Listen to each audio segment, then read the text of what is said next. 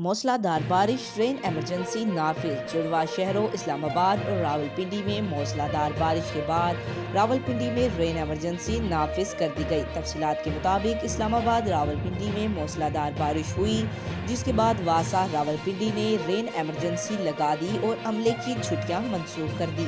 Management director वासा ने कहा कि हैवी मशीनरीज नशेबी इलाकों में पहुंचा दी गई। मैनेजमेंट डायरेक्टर वासा मोहम्मद सलीम अशरफ फील्ड में नकासी आब की निगरानी खुद कर रहे हैं। तर्जमान ने बताया कि नाला ली और नशेबी इलाकों की मॉनिटरिंग की जा रही है और वासा का अमला फील्ड में मौजूद है। दूसरी जानिब चमन क्वारस स्टाप और ख्वाजा इमरान देवबंदी किला अब्दुल्ला में भी बादल बरसे, जबकि पेशावर और गिरदोनवा में मूसलाधार बारिश से नशेबी इलाके ज़ेरे आब आ गए।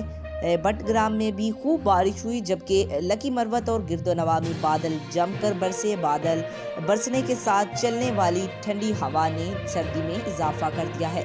आज तक के लिए इतना ही। मजीद ऐसी मालूमाती वीडियो देखने के लिए हमारे चैनल को सब्सक्राइब करें।